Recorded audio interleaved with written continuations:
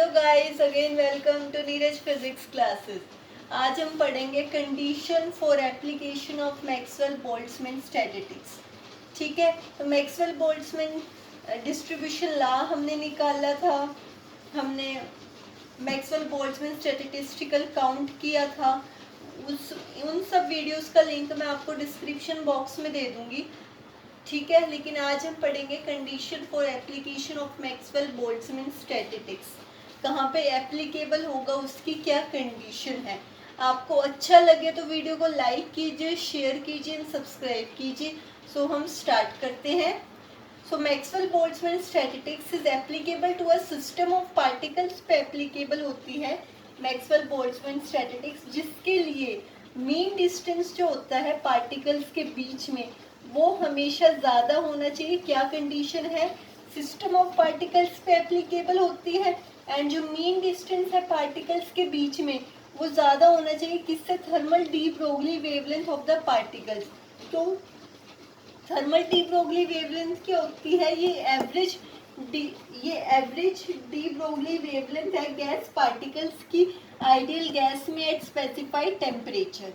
ठीक है, सो ये लाइन क्लियर है कि मैक्सवेल बोल्ट्जमैन स्टैटिस्टिक्स सिर्फ और सिर्फ सिस्टम ऑफ पार्टिकल्स पे एप्लीकेबल है, जिसमें मीन डिस्टेंस जो है पार्टिकल्स के बीच में वो हमेशा ज़्यादा होता है थर्मल डी ब्रोगली वेवलेंथ से। तो ये होती क्या है? ये एवरेज डी ब्रोगली वेवलेंथ है इसकी गैस पार्टिकल्स की आइडियल गैस में एट कॉन्स्टेंट टेम्परेचर। सो यहाँ से वॉल्यूम पर पार्टिकल क्या आ जाएगा? एक पार्टिकल की v/1 मतलब n पार्टिकल्स की कह लो v/n आ जाएगी। मीन डिस्टेंस क्या आ जाएगा पार्टिकल्स के बीच में?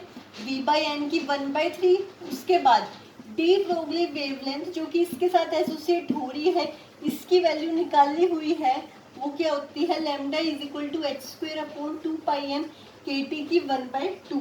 अब इसके बाद क्या है कंडीशन? क्या कहती थी कंडीशन? हमें ये कहती है कि भी जो मीन डिस्टेंस है, मीन डिस्टेंस क्या है? ये है v/n की 1/3। जो मीन डिस्टेंस है वो ग्रेटर देन है किससे?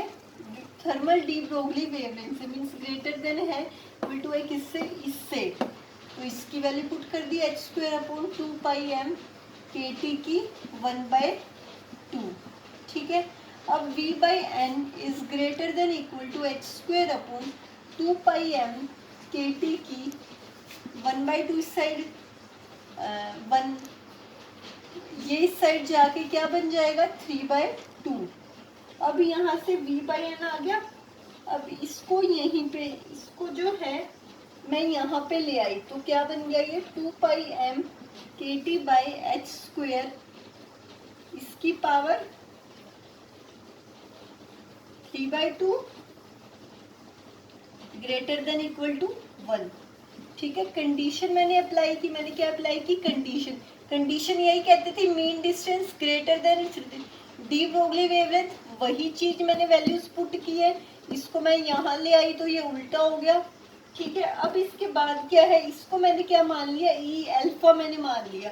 ई alpha is greater than equal to 1। अब यहाँ पे केसेस आ जाते हैं, हमारे पास केसेस आ जाते हैं। पहला केस क्या होगा?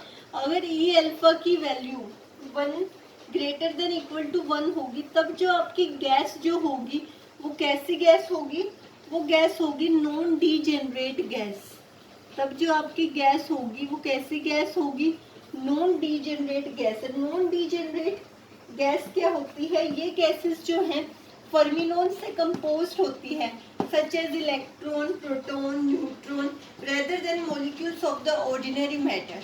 ठीक है, तो पहला केस ये हो गया कि भाई अगर ये चीज है तो गैस कैसी होगी? आपकी नॉन डीजेनरेट गैस होगी।